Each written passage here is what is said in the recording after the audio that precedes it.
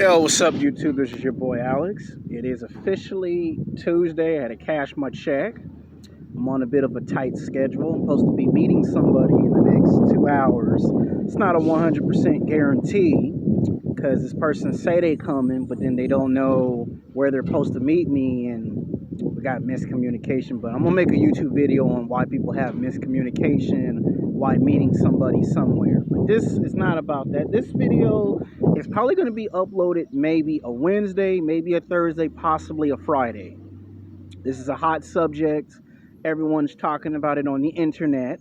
This one is going to be called Sex Game, the movie theater versus streaming movies on stream. I'm going to find a better title for it. But you know it has something to do with television and film in the television film industry.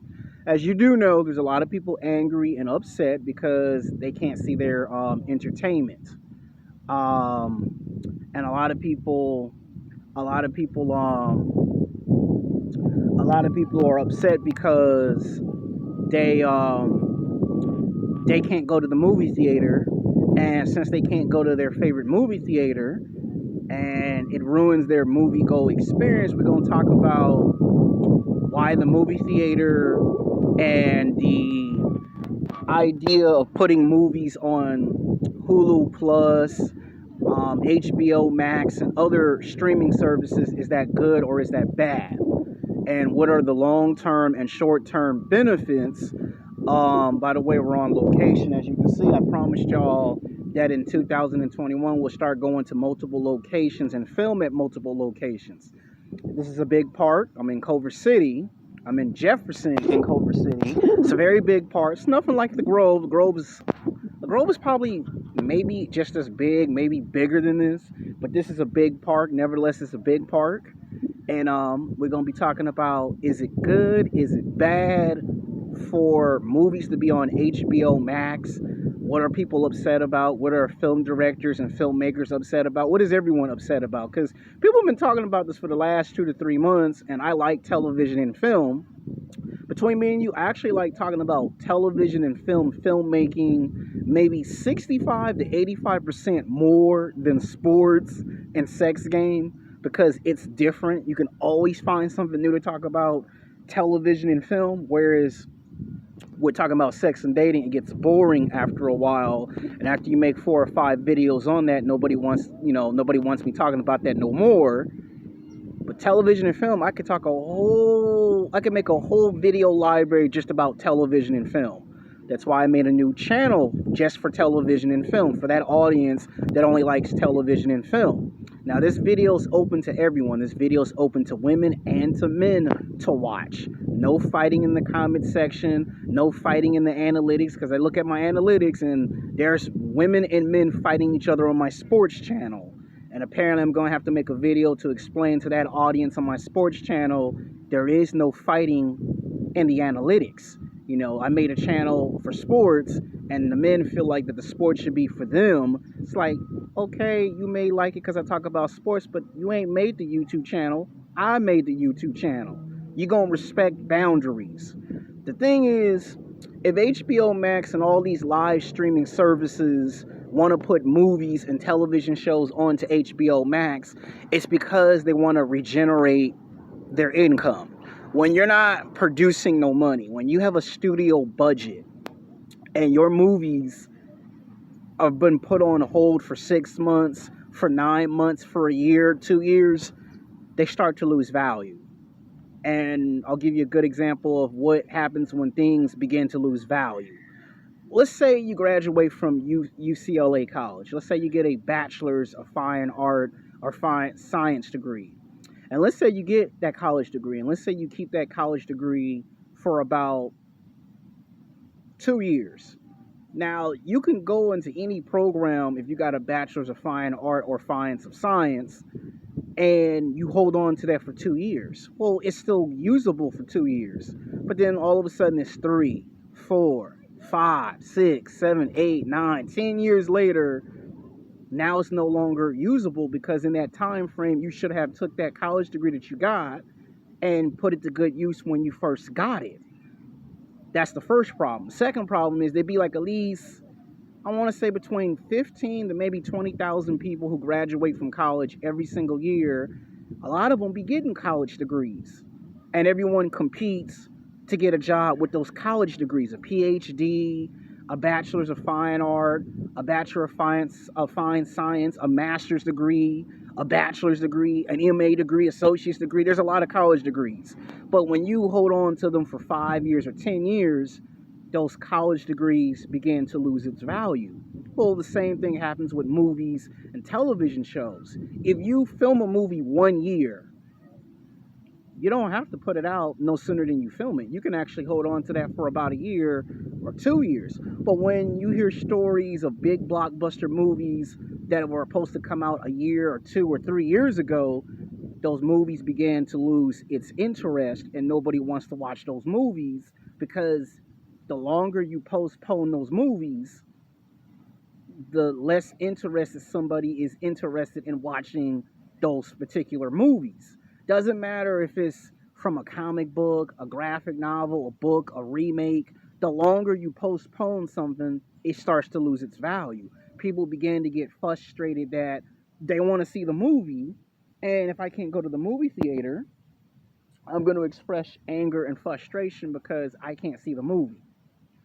There's a lot of blockbuster movies that I was supposed to make into a movie review by now, like The Tenet. I have to now order that on DVD, watch the movie on DVD, and do what they call the Tenet DVD movie review, and tell you the good and the bad of the movie. And then I have to turn around and do that with movies like Milan, Black Widow. All of those I have to watch and make into movie reviews. One of the biggest things about my YouTube channel, when we weren't talking about sex and dating, when we were not talking about self-improvement, we were talking about movie reviews. Anytime I did a movie review, that's what everyone came to my channel for. That's the one thing that's missing from my content, is talking about movie reviews. Now, basically what I'm trying to say is, the movies being put on HBO Max, to me, I could see that as a short-term investment. I'll tell you why. Because if it's successful, and let's say you can get 100 million. I don't want to say 15 million or 20 million or 50 million, because that's way too many numbers. So let's say 100 million subscribe to HBO Max, right? And let's say everybody likes the movie Wonder Woman 1984. Well, that will tell them right there that they can put all the other movies on HBO Max. If you charge only between $10 a month, $10 is not gonna hurt your pockets. Now, I can understand if they charging $15, $20, $25 to watch the movie, then that's a bit excessive. That's extreme. Like, everyone got angry and upset 5.5 months ago when they released Mulan on Disney Plus for $30. People were upset that they charged $30. But at the same time, you have to understand that was supposed to be a $1 billion movie that was supposed to generate billions of dollars. When you make a $1 billion movie, you're supposed to get billions of dollars. You make a movie that's millions of dollars, it's supposed to get millions of dollars. You make a movie on a $1,000 budget, it's supposed to bring $1,000 back. So if you have a $1,000 budget for $1,000, you're supposed to try to figure out how to make $150,000 to $250,000 off of a $1,000 budget. If you have a $1 billion budget, you're supposed to figure out how to turn $150 billion to $250 billion of a budget. You're supposed to triple and double and triple your money back when you release these movies. And when you let them sit for a year, 2 years, 3 years, they'll make money. But the problem is, it's not going to make as much as it's going to make in the time that the movie was filmed on location, studios. You got to cut corners. You got to cut costs. Then you got to pay the distributors, because the distributors want their money. The producers put their money into the projects. The producers and the executive producers want their money. Then you have actors and actresses who have also invested their time and energy into these movies, and they want to get paid for participating. Then you got camera crew, you got screenwriters, you got directors. They all want to get paid. Everyone has to get paid off these movies. And the controversial to it is they didn't want to include the directors on certain deals, certain negotiating deals. Now, that's a different story by itself. We're not talking about that. What we're talking about is it good or is it bad to put these movies? To me, it's like this. If it's a new developed television show that can't fit on television, that's the perfect place for television shows that can't be on TV or on cable. Like, imagine if they decide to make season 9 of The Arrow. I'm just saying, I know the TV show had 8 seasons. It had its final season. But let's say they wanted to make a 1-hour special, 10 episodes, season 9 of The Arrow as an example. Well, you could put that on HBO Live for people who still like that character that the actor played, Oliver Queen, the Green Arrow. If you wanted to make a movie called The Reverse Flash to show how Eddie Barthong became the Reverse Flash, you could make that into 90 minutes, 1 hour and 30 minutes, 90-minute movie called The Reverse Flash movie. Like, okay, we know he's the villain from the television show, but if you make a 90-minute pilot and put it on HBO Max, people are going to go, that's the villain from the TV show The Flash. You know, you can explain how he became the Reverse Flash from his point of view. Like, we saw it from the Flash television's point of view, but what about the Flash point of view? Things of that nature. Now, to me, if it's television shows or new developed ideas, they can be on HBO Max. Now, if it's a big blockbuster movie like the director's cut to Batman vs. Superman, okay, because there's 2 different versions of the movie, so that makes sense. If you do a director's cut to Suicide Squad, it makes sense. Now, they say they're going to put Wonder Woman 1984 on there, and I am going to watch the movie and do a movie review on it when it does come out. To me, I don't see nothing wrong with them putting movies and television shows on HBO Max in the short term. And notice I said in the short term, like 3 to maybe 6 months to maybe 2 to 3 years. If they get successful and everyone watches the movies, then the number one concern is, do anybody still go to the movie theater? That's the big major concern. To me, I like the movie experience. I like paying for the popcorn, the candy, the soda. I like the movie experience. I like that movie magic. There's nothing greater in the world when you go into a movie theater and you sit down and you watch the movie on the big screen. You know, 3 to 5, sometimes 10 minutes of movie trailers. That was the movie experience. You could take your girlfriend or wife out to lunch or dinner, and before the day's over with, you would go see a movie. Didn't matter what genre it was, whether it was comedy, an action adventure, whether it was a romance, a suspense thriller, a western, a comedy.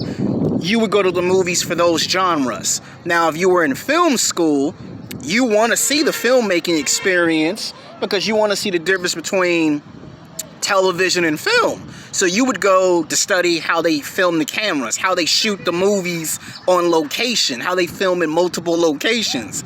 Like, what's the difference between filming on location and filming inside of a green studios? You only get that experience by going to the movie theater. Now, if you put it on HBO Max or on streaming services, for the most part, you're still seeing the movie and you're still paying for the movie. Now, you might buy your own candy and popcorn like you did in the drive-thru, and I made a video about that 3 months ago. Very successful video. This is kind of like on the same level, the same atmosphere, because people always want to be entertained when they go see movies. And basically what I'm trying to say is, I would say short term, it's okay. See, a lot of people are overreactive because if they put the Batman movie on HBO Max, I can guarantee you 60 out of 100% of people are going to watch the Batman movie if they put that on HBO Max. Now, some of the movie theaters around the United States are going to release the movie theater as promised. Here, currently, I live in Los Angeles, California. I'm not able to see none of those big blockbuster movies in movie theaters. But if I find out it's on HBO Max, I have no excuses for paying and watching it. Now, if they for some reason make the movie $10 a month, to me that sounds like a good deal. If it's $10, okay, fine. If they say $12.99 Okay, I can give up $13, $14. That's not too bad. Now they make it $15, $20, $25, then Houston, we got a problem. What I'm trying to say is you have to look at it from a business economic point of view. The producers and the executive producers put all their heart and soul into these movies, and then for them to not turn out very well, it's not a very good investment. Like, in other words, if you had your own company, your own business, right? Would you want someone to tell you got to postpone something 3, 4, 5 times in 3 years, and then you can't double or triple your money back on the value of that movie or of your business? Well, the executive producers have to pay for the budget. You have to pay cameras. The cameras ain't for free. The camera crew. You need a camera crew to do these movies. Cameramen don't work for free. You need a screenwriter. Screenwriters don't work for free. You got to have a film director. A director don't work for free. You got to pay these people. This stuff costs money. And when you're doing television and film, you can cut costs. You can cut corners if it's television. If one season does good and the second season doesn't do very well, a lot of times they just revamp the television show with a new name and a new concept, or just cancel and wait 4 years later and bring the television show back to TV. So with TV, it's easier. I took 3 television classes, so I know that information. But if it's a movie, it could take 5 or 10 years for a movie to get revamped, rebooted, and come back and try to captivate that imagination of the audience. Like, certain movies get remade because the first time it came out, bad timing at the box office. It got number 3 or number 4 when it was supposed to get number 1 or number 2 at the box office. So to me, streaming services, is it the future of filmmaking? It could be. In the next video, not now, but in the next video, maybe like a Saturday or Sunday, I'll come back and make a video called Sex Game. Is HBO Max and live streaming service going to become the future of filmmaking? Some people think this is the end of the movie theater. Now, if you're thinking on short term, okay, if the movie theater doesn't have no movies coming in, from that standpoint, that might be a problem. Nobody's buying candy or popcorn, but then again, you can still watch the movie. To me, it's bad if you can't see the movie. Like, it's bad if for some reason you're not able to see the movie, period. Like, you look at pay-per-view, right? One of the smart, intelligent ideas of pay-per-view is you could always watch something on pay-per-view. Back when I was a kid, if there was a movie that I missed at the movie theater, 6 months to a year later, it got on pay-per-view before they created DVDs. Remember, the DVDs came in the late 1990s, early 2000s? Then we got the Blu-ray, then we got 3-day, then we got 4K. Well, think of it that way. To me, it's only bad if you don't get to see the movie, period. But if it's on HBO Max and they only want to pay $10 or $11 or $12 a month subscription, that's not too bad.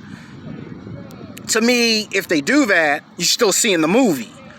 Now, as far as the film directors being upset because they want their movies to be in movie theaters, I understand that. All that time, all that prep work, you know, all the hours that go into filming, refilming, editing, re-editing, going on location, going into the studios, sacrificing, can't see your wife and kids, can't see your family. So I understand how the film director feels about his movies being on a live stream service without his permission versus I want the finished product in movie theaters.